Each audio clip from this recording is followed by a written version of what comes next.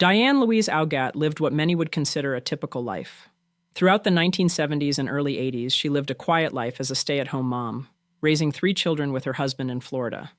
But over time, the life she had built began to fracture.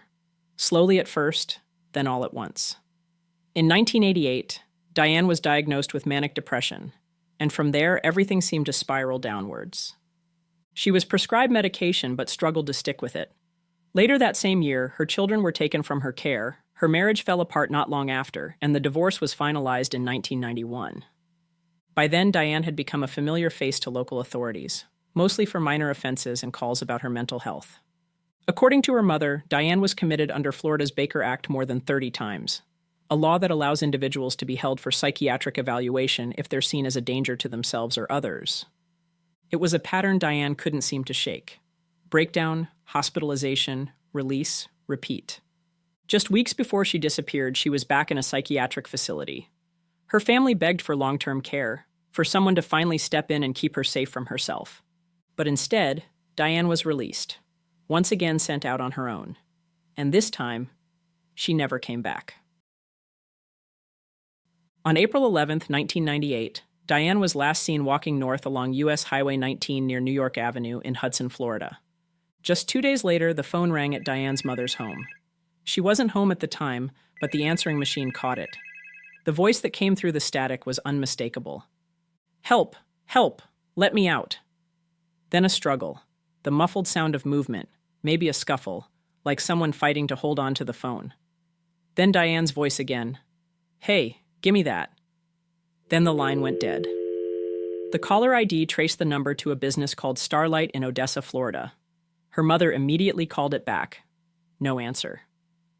By the time police looked into it, there was no trace of Diane at that location, and no sign she had ever been there. And 2 days after the voicemail was left, things took an even darker turn. On April 15th, just 4 days after Diane was last seen, a grim discovery was made along U.S. Highway 19, near the exact spot where she had last been seen. It was the severed tip of a human finger. It had been cut cleanly, just above the knuckle, with the fingernail still painted red. Authorities later confirmed that it was Diane's right middle finger.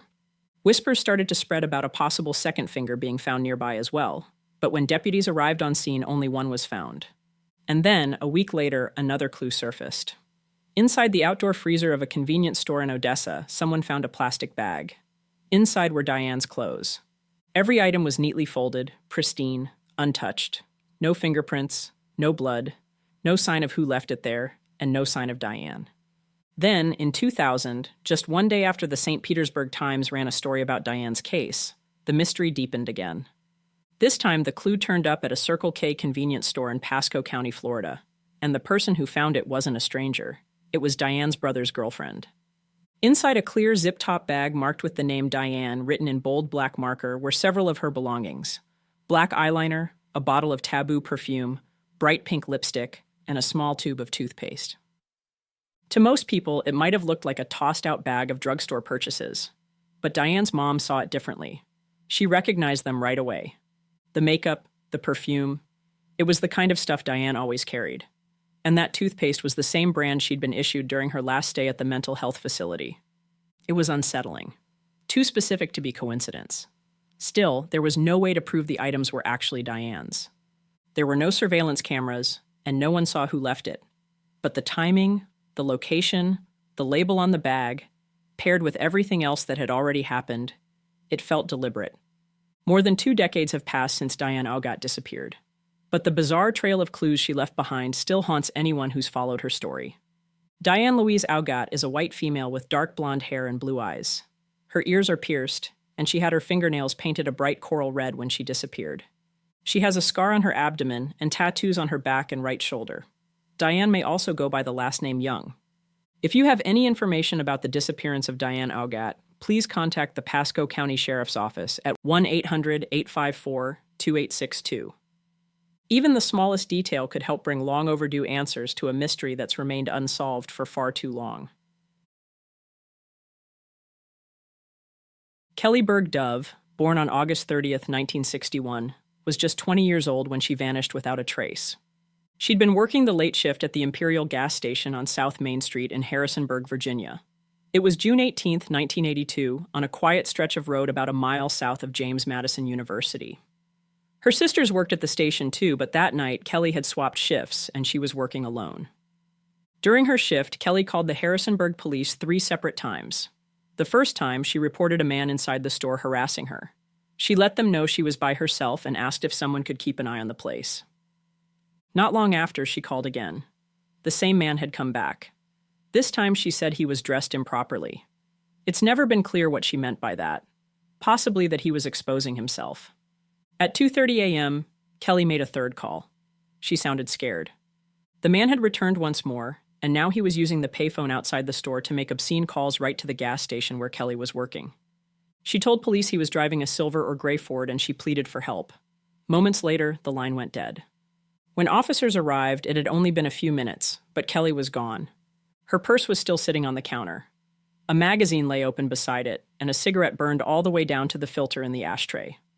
But there was no sign of a robbery, no struggle, and no trace of Kelly. Police believe her abduction may have taken just seconds, and that her attacker was likely armed. Her family says Kelly would have fought back if she could.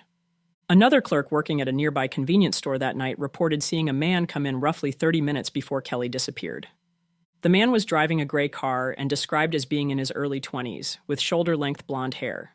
But police were never able to confirm if he had anything to do with Kelly's case. According to her sisters, obscene calls and creepy behavior from customers were all too common, especially on the night shift. But after Kelly went missing, the harassment stopped. In the 6 weeks that followed, the gas station received just one inappropriate phone call. Kelly's parents believe they know who was responsible, a former high school classmate of Kelly's with a known history of exposing himself and making obscene calls. He was never publicly named and never charged. Police, on the other hand, think it was more likely a random crime of opportunity, someone who saw Kelly working alone in an isolated station and made a decision. At the time, Kelly was married and had a 4-year-old daughter. She lived in Bridgewater, Virginia, and her family described her as a devoted mother and wife with no reason to walk away from her life. She was declared legally dead in 1989. But what happened to Kelly Dove in those early morning hours of June 18, 1982, is still a mystery. If you have any information about her disappearance, please contact the Harrisonburg Police Department at 540-434-2545.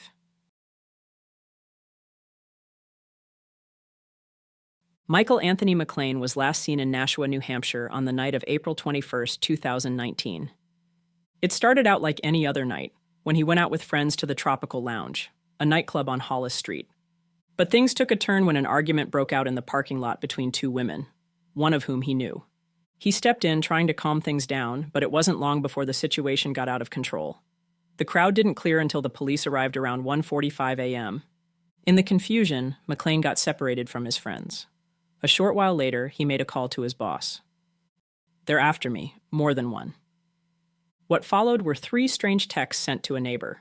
The first one read, "Help LOL hour." The second, "What stood aloof?" And the third, "Eldridge bro." The bizarre, disjointed messages led investigators to believe Michael had been using voice dictation, trying to communicate but possibly in distress. And the final message, "Eldridge bro," was odd, with some speculating he could have been referring to Eldridge Street, which runs near the club, but no one knows for sure. Surveillance footage later showed him at a McDonald's around 2 a.m. Then, about an hour and a half later, cameras caught him entering and exiting a nearby parking garage at Riverfront Landing, near Bancroft Street and the Merrimack River. That's the last confirmed sighting of him. After that, nothing. The next day, McClain didn't show up for work. It was Easter weekend, and his absence raised immediate alarms. This wasn't like him. He didn't call his mom. He didn't check in with his grandmother or sister, even though it was her birthday, something he never forgot. All calls to his phone went straight to voicemail. At the time of his disappearance, Michael Anthony McClain was working for Easter Seals, New Hampshire, a nonprofit dedicated to helping people with disabilities, veterans, and the elderly. He worked with autistic children, a job he was passionate about. He had a degree in criminal justice and was described by everyone who knew him as kind, driven, and deeply dedicated. But in the early hours of that April morning, something happened that no one can explain. No trace of Michael McClain has ever been found, and his case remains unsolved. If you have any information about his disappearance, please contact the Nashua Police Department at 603-594-0000. 3500.